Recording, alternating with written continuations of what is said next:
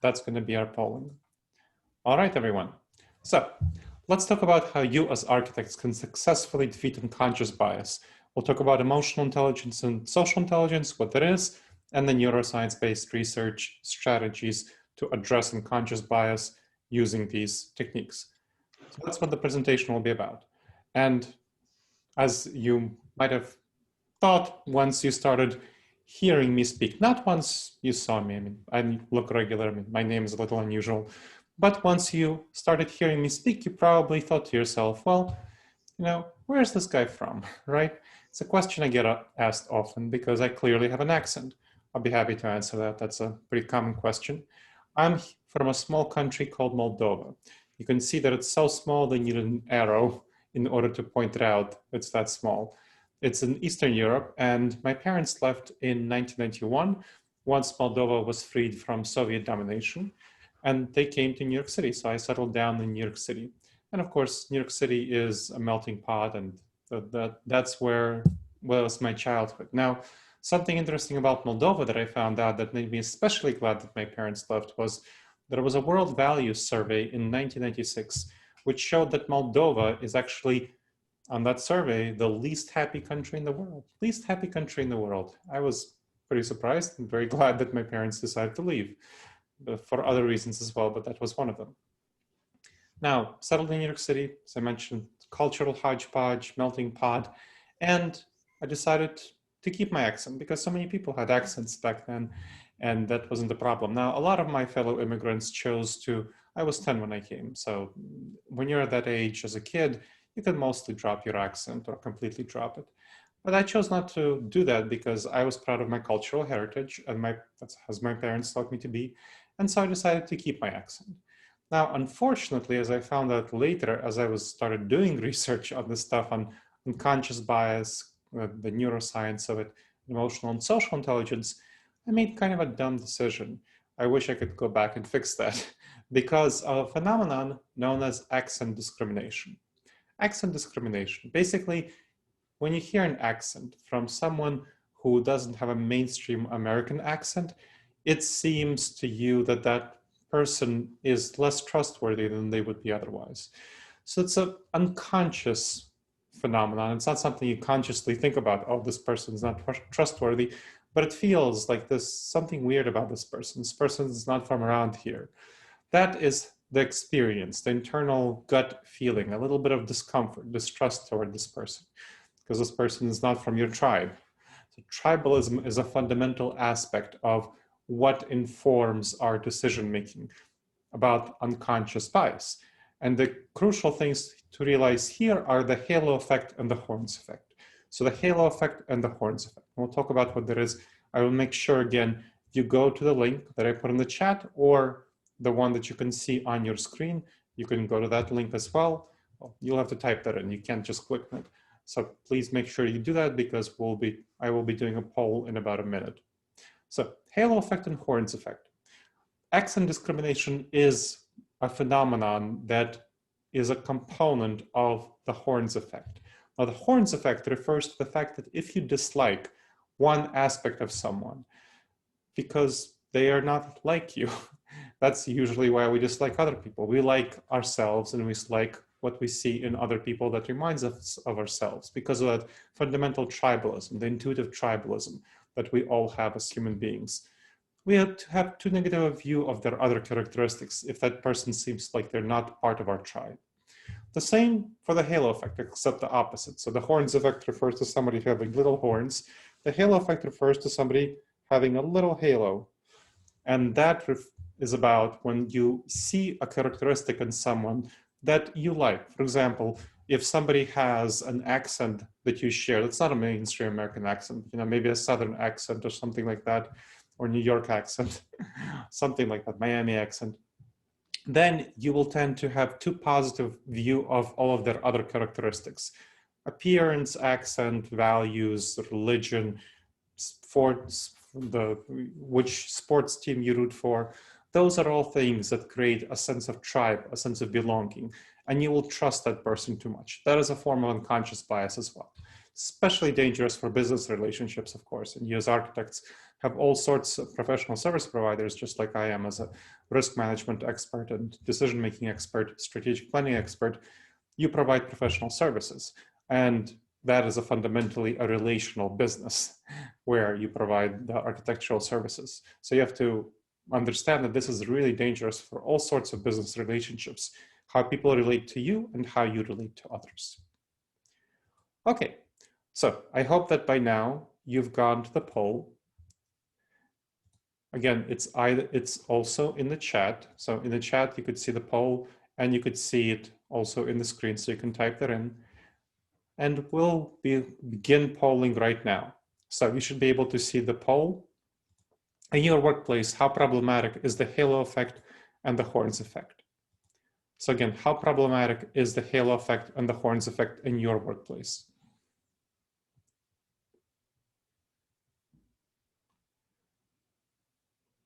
Okay, doing pretty well. So we have 14 participants and I'm one, so 13 people. So we have 8 people voting out of 13. So please make sure the rest of the people who are not yet voting, please go on the website and make sure to vote.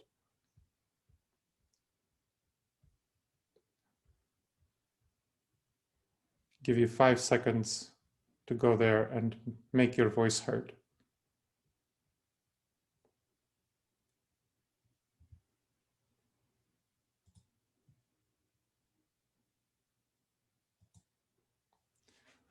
Okay, so it sounds like for most people, this is not at all of a problem or a minor problem. So just under 2/3. For over a third of you, it's a moderate problem. So think about what that problem is and think about what kind of steps you can take to address it. And of course, think about how you can convey it to others. So for those of you for whom it's a moderate problem, you want to be sure that you take the steps that you need to convey this to others. All right then. So somebody's having problems with the link. Well, that's strange. Most people seem to be able to go on it. Try again. So this is the link. If you're going on your phone, try going on your computer, on your laptop. So make sure that you should be able to go to that. But you should also be able to go to that on your phone. So if you're having trouble on your laptop, try using your phone. Okay, let's go on. So let's talk a little bit about where these cognitive biases come from, where these dangerous judgment errors come from. Before we talk about that, I'll talk about the emotional and social intelligence. So where halo effect and horns effect come from, we need to understand the broader framework of what's going on. So emotional intelligence refers to a whole broad area of skills around understanding your emotions, your intuitions, your feelings, awareness of them, and management of them. That is really important in order for you to address unconscious bias, these feelings of internal distrust, discomfort, excessive comfort, excessive trust, these sorts of unconscious bias mistakes that we make because of how our brain is wired. Now, that's about you, about your internal experience for addressing unconscious bias. Social intelligence has to do with others. How do you relate to others? So you need to be aware and influence effectively their emotions and their relationships to you and their relationships to others. Our emotions are fundamentally what drive us. About 80 to 90% of our decision-making, of our behavior, come from what we feel, not what we think. So that is really important for you to understand. This is why it's very important for you to manage your emotions, be aware of them, and then manage them. And the same thing for other people, be aware of their emotions and influence them effectively. So that's the emotional intelligence and social intelligence. And that frames the whole presentation. That's the broader framework. Now, you might have heard the phrase, go with your gut. That's what gurus tell us, go with your gut, follow your heart, trust your intuition. That's a very common phrase. That's a very, very common idea, probably the most classical advice on how do you make decisions about other people, about anything, is trusting your gut. And it feels very comfortable by definition. Our gut feels good. So we feel good about trusting our gut when we don't feel comfortable with something that's something counterintuitive. It goes against our intuitions. That doesn't feel great. So that feeling in your gut is often a sign of mistakes, because that's where unconscious bias comes from. Those feelings of comfort and discomfort, that is where unconscious bias stems from. It often leads to disasters in business relationships and other areas, because our gut reaction, our intuition, is actually evolved not for the modern world, but for the ancestral savannah. So I was talking about tribalism. Now, why are we so tribal? Well, because in the savannah environment, it was very important for us to be tribal. It was fundamentally important. We lived in small tribes of 15 people to 150 people. And we were hunters, gatherers, and foragers. Our brain is adapted to that world. That's the world we're adapted for. I mean, the modern world, informed by the internet and so on, has only been around since 1990s, right? So our brain is really not adapted for that at all. Our intuitions, our gut reactions, our emotions, now our logical, reasonable self is more adapted to the modern world because it has been trained and we've been learned certain things. But our emotions, our intuitions, our gut reactions are not at all adapted to the modern world. And that's a major fundamental reason for unconscious bias. That is the most actually important reason for unconscious bias, the fact that we are not adapted to the modern world. And that's why bad advice like going with your gut is common. These dangerous judgment errors that I referred to, called cognitive biases. The halo effect and the horns effect are two of these cognitive biases. They come again from our evolutionary background and the structure of our brains that results partially because of our evolutionary background and just because of how our brain, the parts of our brain send information to each other. And I can talk about that much more in the Q&A if you're curious about that. But that's basically the fundamental reasons for these dangerous judgment errors: our evolutionary background first, and then the structure of our brain. One of the really important things to realize, so we talked about the tribalism, is our response to threats. Unconscious bias really comes from perception of threat. And our intuitive response to threats is the fight or flight response. So again, the fight or flight response. When we feel uncomfortable about something, we feel anxious, we feel threatened. Some of us will be more of the flight and some of us will be more of the fight. And neither of those is the right answer in most situations. It was great for our hunter-gatherer ancestors. That's who saved their lives, literally, because the risks they faced were intense, immediate, in the moment. That's the kind of things that they faced. Saber-toothed tigers. You might have heard of this as a saber-toothed tiger response, where we had to jump at 100 shadows to get away from that one saber-toothed tiger. Well, guess what? It's pretty dangerous in today's world, unfortunately, because the risks we face are long-term, uncertain, ambiguous. They might come from an email notification on your smartphone about a client and who may feel some unconscious bias toward you, or perhaps a colleague toward whom you, without realizing it, feel some unconscious bias, feel some discomfort, or perhaps too much comfort related to what is actually the best thing to feel. Because of these characteristics, because of these tribalism, these threat responses, we don't realize what's going on in our gut. We don't realize what's going on in our intuitions unless we develop a very strong emotional intelligence.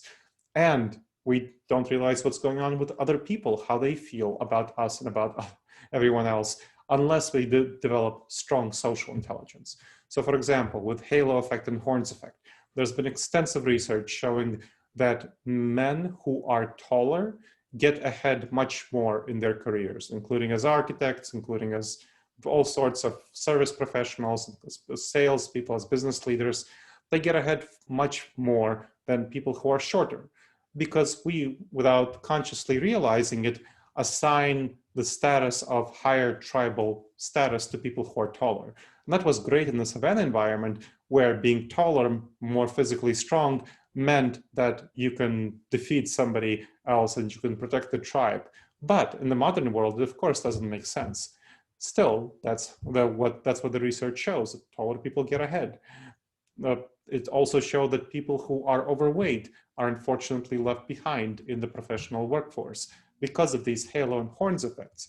They don't earn nearly as much as people who are not overweight. And this is not criticism of people who are overweight. This is just a factual reality. This is what the research has shown. And you might feel that that's unfortunate, and I happen to think that's unfortunate as well, but this is the reality. These are the dynamics we're dealing with. Of course, the glass ceiling is another aspect, another dynamic that's going on. So for women, these inhibitors that prevent them from rising as high as they could be are often, very often, due to this unconscious bias. So that's all coming from our combination of threat response and tribalism. Now, how can we overcome these dangerous judgment errors, unconscious bias, and other forms of dangerous judgment errors? So there are a whole variety of techniques that I'll talk about, but they are applicable to not simply unconscious bias, but other forms of dangerous judgment errors, not simply the halo effect and the horns effect. So you need to go against your intuitions, and you need to learn what your intuitions are, how they feel internally, what they tell you to do, and realize that very often they tell you to do the wrong thing, and you need to go against them. They're great for helping those early human beings survive, but they're not great for the modern world. And you know what? You already know that. You already know that in some life areas. Now think about going to the break room and seeing a box of dozen donuts left there by staff or a gift. Somebody, a client of yours sent you a gift of a dozen donuts, something like that. Well, what happens? It's very tempting to take half a donut of those delicious, delicious donuts. And then once you take half a donut, you really want to take the other half. And then you maybe take a second one and a third one. And before you know it, half a box is gone, where all you wanted was half a donut. Not that it ever happened to me, right? Well, that is not great. But in the savanna environment, that was a very good move. It was great for our ancestors to be triggered by sugar, to eat as much sugar as possible, because they couldn't save that sugar. So if they come across a source of sugar like honey, bananas, apples, they need to have as much of it as possible in order to survive and thrive. We're the descendants of those people who are very strongly triggered by sugar, who had a very strong fight or flight response and had very strong tribalism. Now, in the modern world, you've probably come across strategies in your life to deal with being triggered by sugar. So for example, perhaps you resolutely pass by those donuts and go for those really healthy snacks like fruit, for example, or perhaps a salad that you brought to work. I mean, let's be honest, nobody is born liking salad. You see babies, they like candies, they don't like salad. Salad is an acquired taste. And that is something that we have to acquire. So you have to go against your intuitions, those intuitions to be triggered by sugar, to develop a taste for salad and many other things that we don't intuitively have a taste for. So that's something that you already developed in some of your life areas in physical health. And the same thing needs to be developed in your mental health regarding your decisions and regarding how you interact with others and influence their decisions. So that's how you can overcome these dangerous judgment errors. So right now I want to do another poll. So please make sure to go to that website, that link. Let's go on to the next one. So talking about dangerous judgment errors, was there ever a time when you were very confident that you were right about something and it turned out to be pretty wrong, maybe leading you to doubt other areas where you might be wrong? That's a common experience that I know it happened to me and I'm curious whether it happened to you. So let's see. We have 6 out of 7 people voting. Well, that's less than before. We had 8 people before, so make sure everyone goes on that website. We have 7 out of 8 people voting. So let's get that final numbers. Give you 5 more seconds.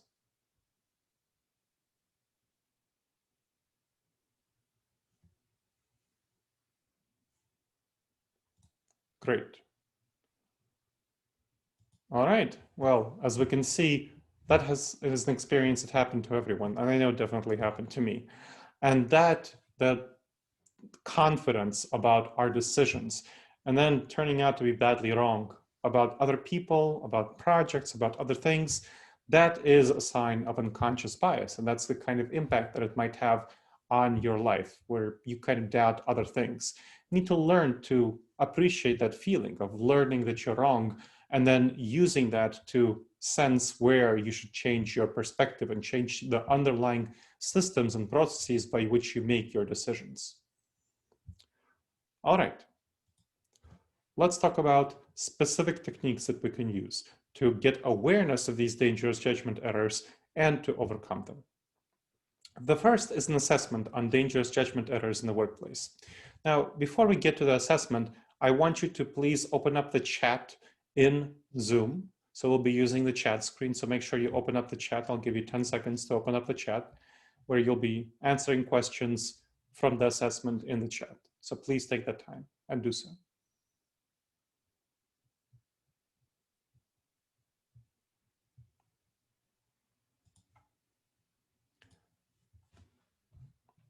All right, I'll assume you've opened up the chat.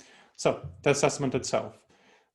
It gives you the 30 most dangerous cognitive biases in professional settings for dealing with other people, which is what unconscious bias is about, as well as dealing with projects, which all sorts of construction projects is what architects have to deal with, and all sorts of other decision-making issues regarding risk, regarding planning, regarding people. There are over 100 cognitive biases in total. You can take a look at the list of cognitive biases on Wikipedia if you're curious about that. So that's over 100 of them in total, but the assessment focuses on the 30 most, not all of them are relevant for professional settings. So it focuses on the 30 most dangerous ones for professional settings, evaluates their extent and impact on your workplace, whether you're a solopreneur as an architect, or you're part of a firm, or if you're part of a larger company, whatever, a construction company, your workplace, and then provides you with next steps for addressing these problems, which is really important. So it helps you get awareness of them, their impact, and next steps in addressing them. All right. I will share my screen so you can take a look at the assessment.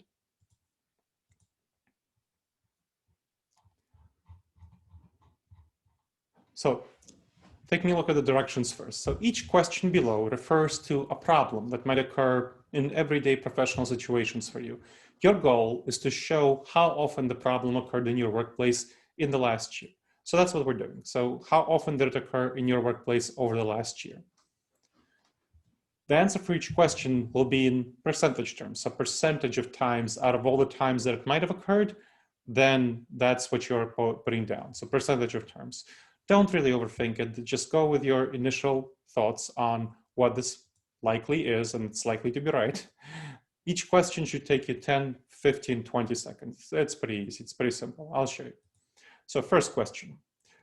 What is the percent of projects that missed the deadline or went over budget in your organization? So number one, percentage of projects that missed a deadline or went over budget. So please chat your answers. Type your answers into the chat.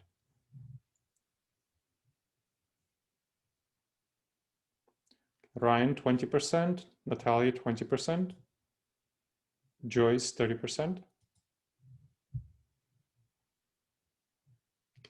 Graciela, 30%, Natalia, 30%, Miriam, 10%. I don't know how to pronounce that. 25%, oh, Courtney, 10%. Great, so we see we're ranging in the 10, 20, 30%. So if you're in the 5 to 10% range, it's not a big deal. Once it's starting to get into the tens, 20, 10 to 20, it starts to be somewhat of a problem. Once it starts getting into 20% and above, then it starts to become a serious problem because you misdirect your resources, of course. And as architects, you know the kind of problems that you can run into if you misdirect your resources. There was a study done in 2004 of major construction projects that found that 86% of them went over time or over budget. So I guess you weren't in charge of them because the range here is from 10 to 30%, or maybe architects got better over that period of time, but that study clearly showed that of major construction projects, they went over time and budget, 86% of them, so pretty large. Let's go on to the next one. What percentage of team conflicts occurred because someone overestimated the effectiveness of their communication skills and persuasiveness? So when team conflicts do occur, what percentage of them occur because of overestimating communication skills and persuasiveness? Please go ahead, chat.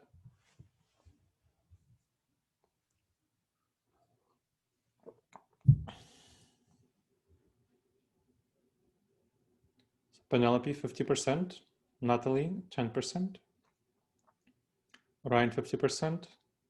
And 10% from Tyler. Adrian, 50%, 10%, 20%, 50%. So we're seeing a little bit larger numbers here. So again, when you're getting into the 10%, that's not a big deal. 20s, that's becoming more of a serious issue. And definitely above 30, that's a pretty serious issue, because this is something that breeds team conflict, breeds all sorts of tensions, struggles that are very much avoidable if you develop the awareness around emotional intelligence and social intelligence, especially of social intelligence. You need to know how effective you are in your communication skills and persuasiveness, and other people need to know how effective they are, because otherwise team conflict is often going to occur. Now, let's go to one that has to do with, I forgot to mention, so the first one, percentage of projects that missed the deadline or went over budget. That has to do with the planning fallacy. So that's the cognitive bias here. Planning fallacy refers to us making a plan and assuming that everything will go according to plan. Intuitively, that's, thank you, Ryan, I'll call him Peter. Great, so percentage of projects that went over deadline, went over budget, the planning fallacy, we tend to assume that once we make a plan, everything will go according to plan. It feels good to us. We feel good about ourselves. We feel confident about ourselves. This gut reaction is telling us that everything will go well. And unfortunately, we don't plan for nearly enough risks, contingencies, and problems. I mean, how many people planned well enough for the pandemic? Not nearly enough people. I mean, as a disaster avoidance expert, I published a book about this topic called Resilience, Adapt and Plan for the New Abnormal of the COVID-19 coronavirus pandemic. I was talking from early onward about how people need to prepare for the pandemic much more than they should, than they feel they should, and they're not nearly prepared enough. Or for example, right now, the election that's coming up, it might very well, according to a lot of experts and political leaders, result in a major fiasco and a disaster, with counting dragging on for weeks, a lot of conflict, potentially civil strife in the streets, civil disorders, and just very much lots of tensions, lots of struggles. The electoral college vote might not be conclusive if the counts don't finish in a timely manner in the various swing states, which of course Florida is one of them, and Ohio, where I am based, is another swing state. So they might not finish counting, and then there will be a lot of trouble. The electoral college vote might not be decisive, then might have to go to the House to select the president. And we have no idea what will happen in the House because of various political dynamics. Both parties have ways of stalemating the process in the House. So we might well end up with a constitutional crisis, according to many political leaders who are right now preparing for this very actively, putting a lot of money into trying to prepare for this scenario. So this is a serious scenario, and many people are not realizing that they should prepare for a serious possibility, in the double digits of a constitutional crisis. The second one, team conflicts. This has to do with the illusion of transparency.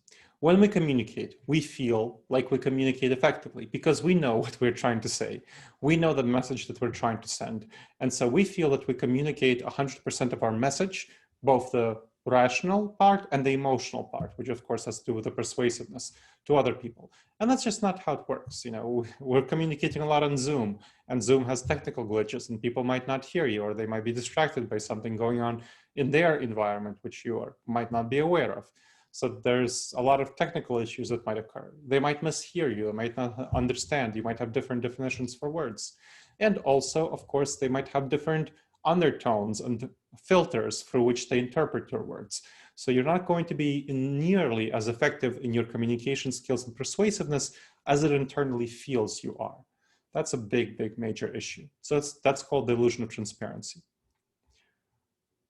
Now, let's go to number 6. When a potential or current employee was evaluated, in what % of the situation was the evaluation too positive due to factors not related to their actual job performance? So this is going to be our third one. Please chat your answer. How often was the evaluation too positive? So Courtney 0%, Adrienne 50%, Natalie 15%, Peter 50%,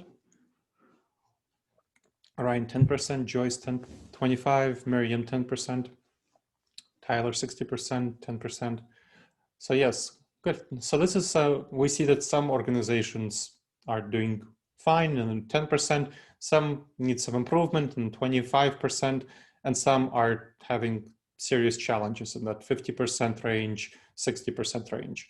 This is definitely a common problem, and this has to do with the halo effect. So a halo effect where you tend to evaluate others way too positively because you see certain characteristics in them that you share with them, that they share with you.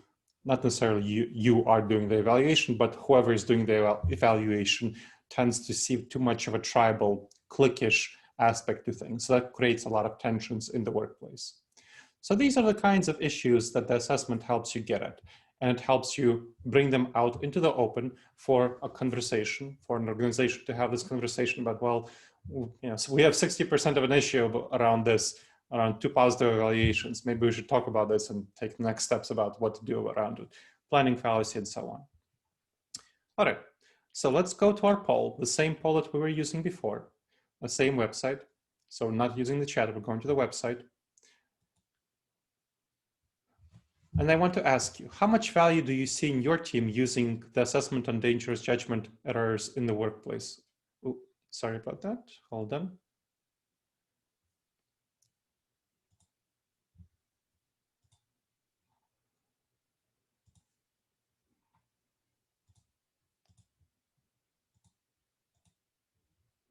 So you should be able to see the poll now.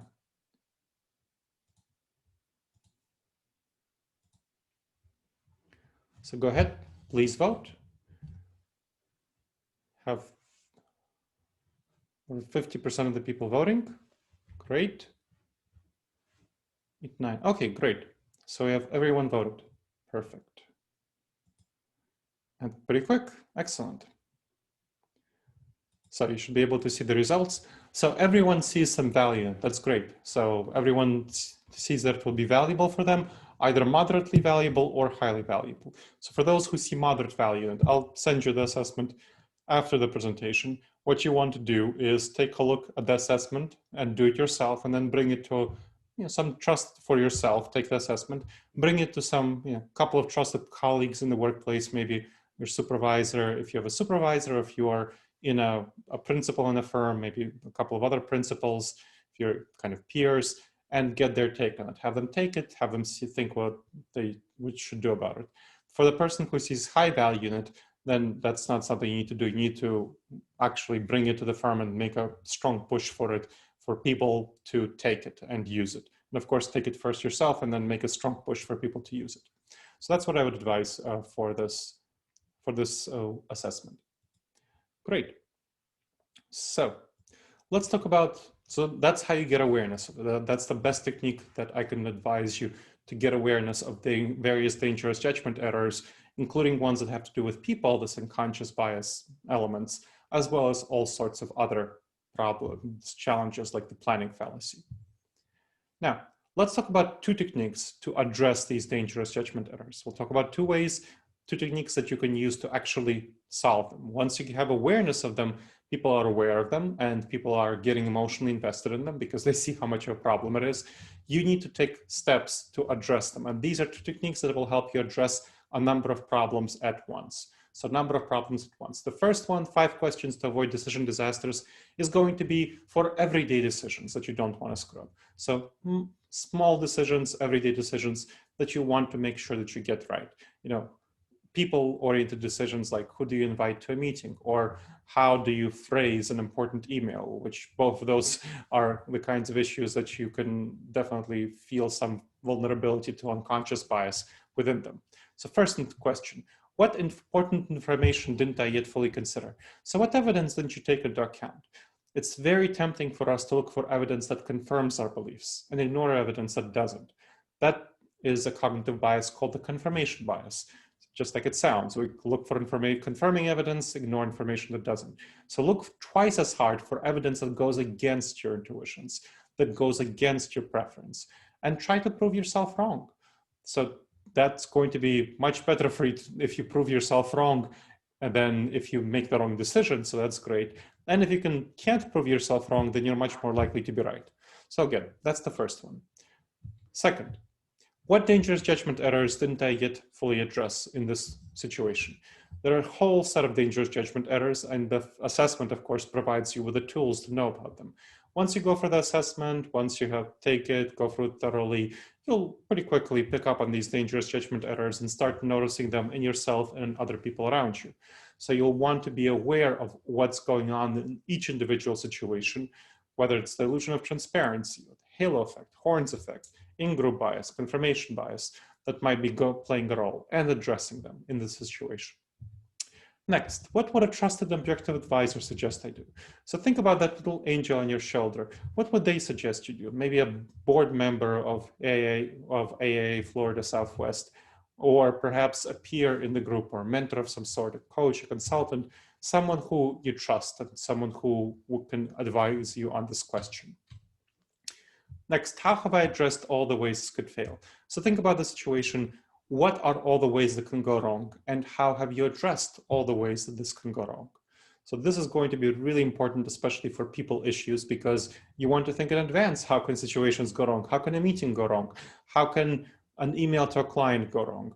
Think about these things and think about how you can address them in advance. So for example, your client might be in a bad mood and distracted because there's a major outbreak in their area and their kids are home from school, which has gone to online only, and they can't get focused on their work. So read the email, draft as though you're distracted and you're in a bad mood, and then revise it to take away any potentially negative interpretations and draw your client's attention to the most important parts of the email.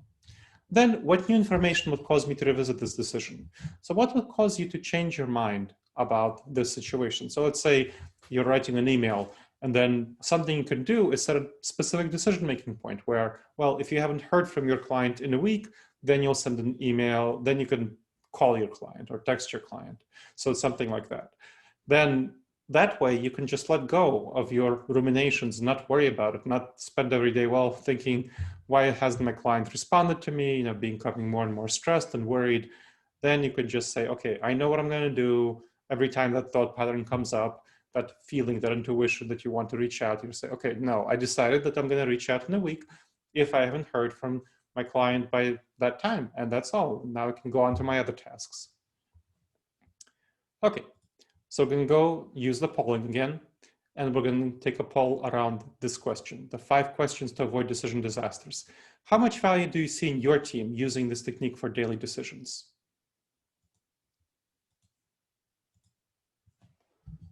All right, seemed pretty popular. So 50% of the people voted, and so far 3/4 of them see high value. All right, let's get the other 2. So we have 10 people. 90% of the people voted. Give 5 more seconds to make your voice heard.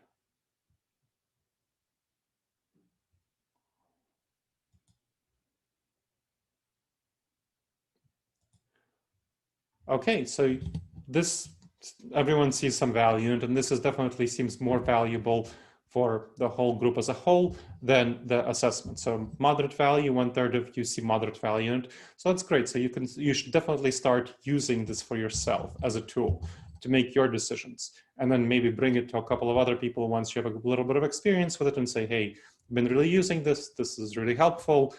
Maybe we should try using, maybe you can try using this. Maybe you can get the whole team to use it.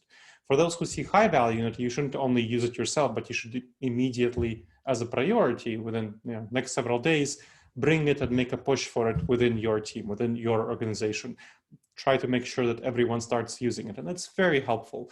It's very helpful when the whole organization starts using this tool. Not only you, I mean, you get a lot of benefit, but when your whole team starts using it, then you know what's going on with the whole team. You know their decision-making process, you know what's going, you know the kind of questions they're asking and the areas where they can go wrong. And then the team meetings are so much more effective because you can structure your agenda around any decision by using the 5 questions. So it's much quicker, much more effective meetings, and you can be rely on this technique to get the vast majority of the challenges, the problems out of the way. Great.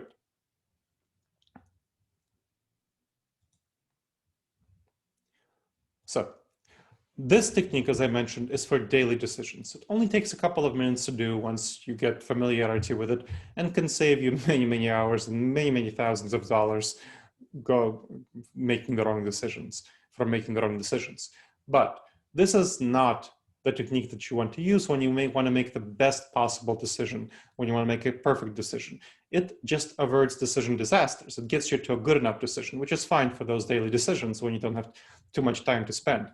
But when you want to make a really important decision, here's a technique that will address unconscious bias and a lot of other cognitive biases in the process. It's an 8-step technique. It takes about an hour plus to do, depending on the decision, of course. And here is what you'll want to do here are the steps for the process. So let's say you're hiring a key executive for your firm, or you're making a decision with a client on a really important choice in a project, something about building you want to build or something like that. So it's all of these sorts of things. You're thinking maybe about merging one firm with another. All of these sorts of things, really important questions that you don't want to screw up. You want to make sure to get as perfect as possible, because it really is worth it to get it as perfect as possible. These are the steps that you'll take. First, you want to identify the need for decision-making process. It's often not intuitive that there's a need to make a decision-making process when there's no explicit problem. I'll bring up the example of COVID-19 again. Most people, the large majority of people, didn't think about, hey, how can we prepare for a major disruptor like a pandemic before COVID-19 occurred? They just had the typical business continuity plan, which is, I mean, as a disaster avoidance expert, I've done a lot of business continuity plans. I know the typical one is for a 1 to 2 week interruption, right? It's like, when there's a major hurricane, that's a 1 to 2 week interruption at most in your ability to go to the office and your ability to work, collaborate, and so on. That's not the kind of the thing I typically do. I typically do one that's much more thorough because of these other scenarios, pandemic and so many other scenarios that people don't typically think about. So that's something that you want to realize, and your instincts will make it uncomfortable for you to accept a tough decision around making a more thorough plan because it doesn't feel real. Well, the pandemic obviously can come and be a real problem, a nightmare, to be honest. And of course, this is also important for when there's a people-oriented decision, especially when a decision has to do with hiring someone from outside the firm, replacing people from inside the firm. I have a client right now, so I'm her executive coach, who is thinking about combining a couple of offices. And as part of doing that, and that's a professional services firm as well, so very familiar with it. It has a number of offices. It's thinking of combining them, making them more centralized, because in the pandemic, you don't need as many offices and they're taking a lot of money. And as part of doing that, centralizing the organization, and some of the people who are running offices will have to accept a demotion or leave the organization. That's a very tough decision. And that's something that she realized, she and I talked about just yesterday, about how it's really important to make those decisions and put people before this fact. This is what's going to happen. And that this is something that you'll need to make a decision about. What's the role for this person in this organization? Perhaps there's no good role. So you recognize the need to make a decision before it's an emergency. This is incredibly important. So my client was originally thinking about having a strategic retreat about uniting the firm before having conversations with all of these heads of these offices. That was not a good idea, because the strategic retreat would not have gone well if she had a strategic retreat about uniting the company and closing down some of the offices before the heads of the offices had their say in private meetings and decided whether they want to stick with the company or they want to leave the company. Not a good idea. So of course, change that plan. Then get information from a variety of perspectives. So you want, especially those people with whom you disagree. So, I mean, my client obviously talked to me and we disagreed. That's great, but I'm a professional executive coach, so that's a different scenario.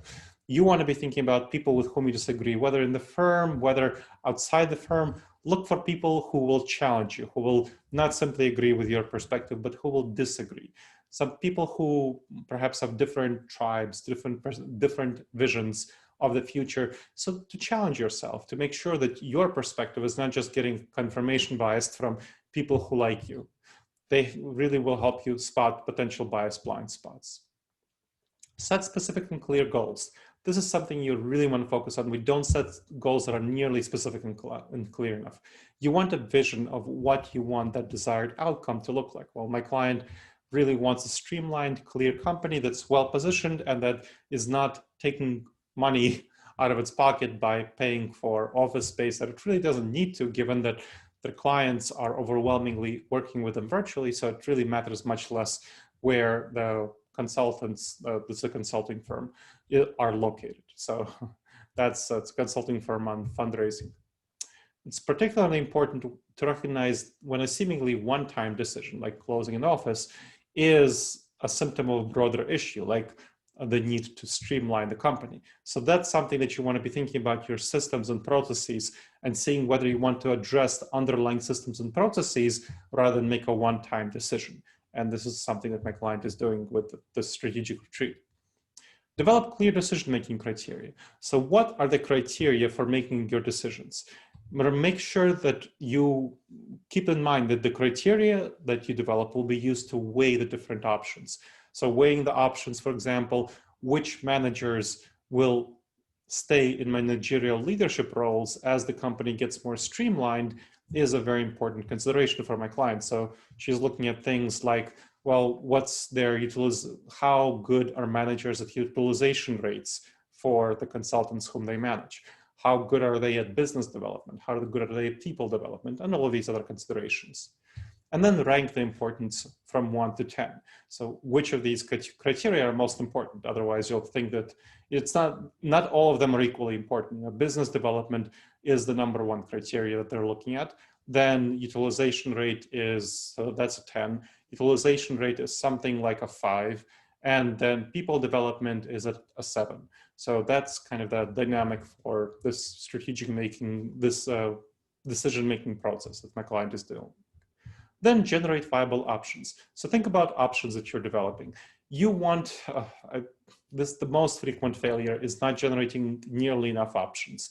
So you want to think about at least 5 options, at least 5 appealing options before you make the decision of which one. And of course, in this case, it's not a problem because the executive for whom, the CEO for whom I'm the executive coach has a number of options for whom to turn to as managers in this future of this firm. Evaluate these options. Pick the best of the bunch. That's something that you really want to be thinking. Weigh them, multiply each option by the rank criterion, and then you'll get the weighted average. So if you rank somebody's, let's say, utilization rate effectiveness at a 9 out of 10, then you multiplied it by the 5 that you set originally for the weight of the utilization rate, and you get a number of 45, which you then add to the other numbers that you get. Get a numerical score. You want to be aware of going with your initial preferences. Question yourself, question whether you rank them too highly. So look at them in a harsher light. Next, implement the option you chose.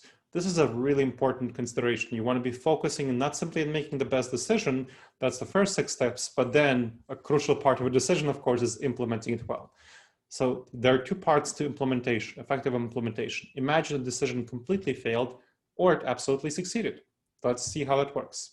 So first, you want to imagine the decision absolutely failed, critically failed, and you want to understand what led to this failure. What are the problems that led to this?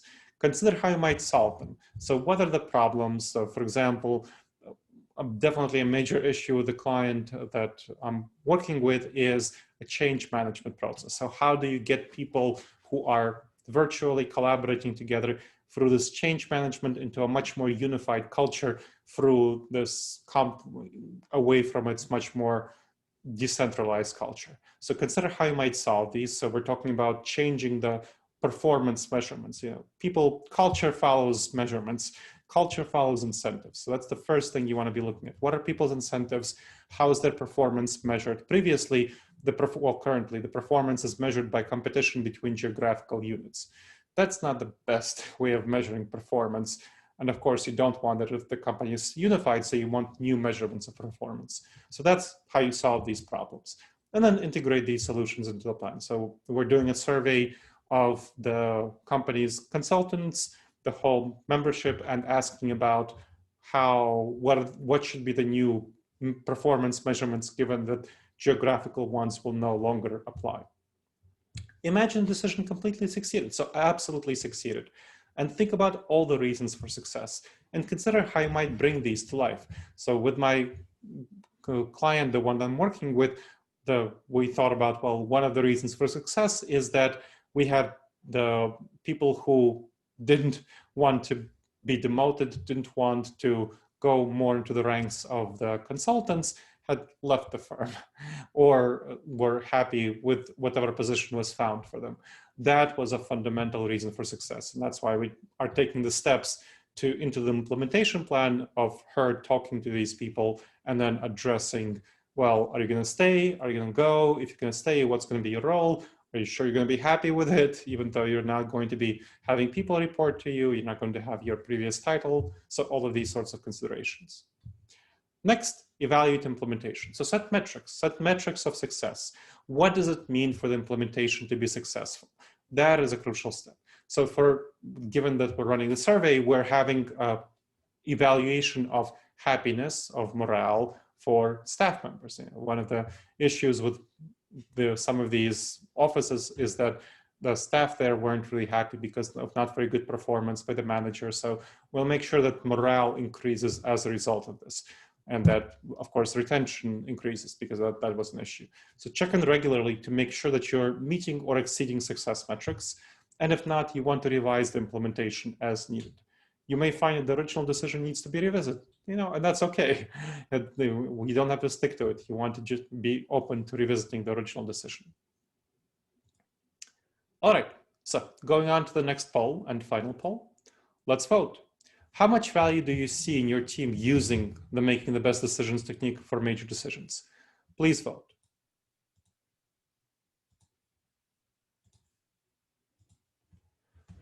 So, see 50% of the people voted. Let's go on, get a little bit more. 70% voted, good. 80% voted, 90%. 9 of 10, last person. I'll give you 5 more seconds.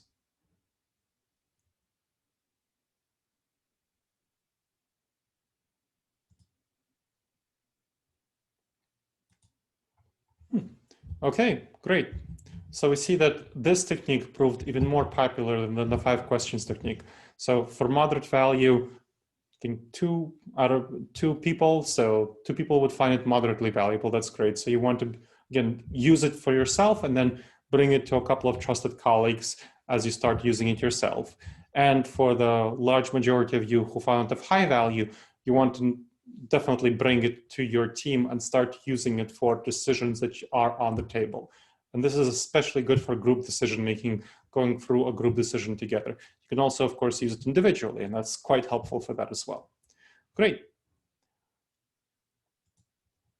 All right, everyone. So let's go on to the last step. Additional resources, you can get them at tinyurl.com/day-event. Make sure to put in the presentation date and a free coaching session with me on integrating these topics into your workplace, the decision aid that I mentioned in 5 key decisions questions, the manual on making the best decisions, the last technique, which I found very helpful, and the assessment. So it's not there, but I'll send the assessment to you as well. So please go to that, tinyurl.com/day-event, and you will get your resources there. In the meantime, while folks are going to it, I will chat into the chat for you to go and request resources, and I will be happy to take any questions at this stage. So please go ahead. Or ask any questions. We're a pretty small crowd, so you can unmute yourself and ask questions, or if you prefer, just chat them in the chat. Either way is fine.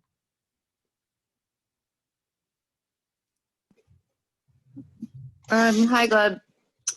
Hi, Adrian. I have a question because I'm a new business owner. I just started my new firm, and the idea of coming up with 5 contingency plans for each question I have to answer is just not realistic. Sometimes I feel like I don't even have enough time to come up with 1 or 2. So I don't. not sure what you mean by 5 contingency plans. What do you mean 5 contingency Well, plans? when you were talking about assessing, you want to have at least 5 plans. 5 viable options. So you want to have Oh, 5 5, viable options. Right, correct. exactly. So that is for Right. that is for serious decisions, really important ones. You want to have at least 5 viable options so that you make the best choice. Yeah. And I it's guess I just feel like it's that 5 options is a tough, you know, like a lot of decisions are really serious. So it's hard. I don't know, for me to think about, okay, well, how am I going to come up with 5 options for every single tough, decision I have to make? Mhm. So like, is that a magic number, or, you know what I It's mean? the Like, number that research has shown is the least necessary for making the best decisions. So of course you can come up with less if you don't have if you really can't come up with 5. But if coming up with more won't help you basically yeah, generally in the decisions. But coming up with at least 5 will get you to the best possible decision according to the research on this topic. So of course, if you can't come up with 5, you should come up with less, however many are possible, but you should be aware that that will probably not result in the best possible decision, or quite less likely to result in the best possible decision. So all of these techniques are meant to be used in real life, right? So for example, the strategic planning that I outlined for my client, she's able to come up with 5, in fact, more, because there are more offices. So that's something that is viable for her. Or if you're trying to hire some really important key person, you definitely want to have 5 applicants who you're pretty happy with. So those are the oh, kinds of really? things. Yeah. In some situations, you may not have that luxury, and it's real life, right? This is not simply academia. So in real life, you might not always be able to come up with 5 viable options. Does that answer your question? Yeah, it does. It's just like, time is of the essence for me, and I see the value in this decision-making process that you're describing, because I I have to make a million. I think we all do as architects. We have to make like a million decisions every day, and they all seem equally as important. And so to put a hierarchy and then establish, okay, well, for the top tier, we're going to put the 5 options. I think that resonates with me as a good approach to take. So. Excellent. Yeah, and like I said, if you put in your information, we can have a coaching session and we can talk through how to prioritize decisions and what would be a good approach to that. Yeah, I appreciate that. You're very welcome. Other folks? Okay, Tyler asked, are the same characteristics of biases applying to those that may be acquired most likely as a young person as those we inherited? Now, the cognitive biases that we're talking about are all genetic, are all inherited. So what happens is that our learned experience builds on top of them. So for example, racism, right? Racism is a big, big bias here in the United States, but it's really not going to apply in certain settings. So for example, if you go to India, the big problems that you'll be facing are caste systems. So caste and perceptions of those hierarchies with castes. That's something that builds up on, in both cases, on the hordes effect and the halo effect. But the way they're expressed in different cultures are different. We are tribal. There's definitely tribalism in all sorts of cultures, with the horns effect and halo effect, the way that they're expressed, but the way that they're expressed are modulated by a specific cultural setting. So that's going to be what happens. Here in the United States, it really doesn't matter what caste you're from, right? That doesn't matter, but racism is definitely a major issue. So that's an example of this cultural variance and what we learned when we were kids. You're welcome. Other folks? I have another question. Yeah, please. Okay, so let's say you're on the receiving end of the cultural bias. What is a good approach, or a good, is there any research to show how you could respond in that situation? It really depends on the situation. So you want to see what is the person responding to. And if they're responding, you want to identify which of your characteristics they're responding to, and then try not to play into the bias as much as possible. So you want to, that's one way to do it. Another way to do it is to play up those characteristics of you, which you share with that other person. So you want to identify as a technique, what do you share with that person, and focus on those things that you do share rather than those things that you don't. So that's a way of digging into that social intelligence. Like, how do you actually deploy that social intelligence? So you want to not play into whatever they feel is different about you and focus instead on what is similar.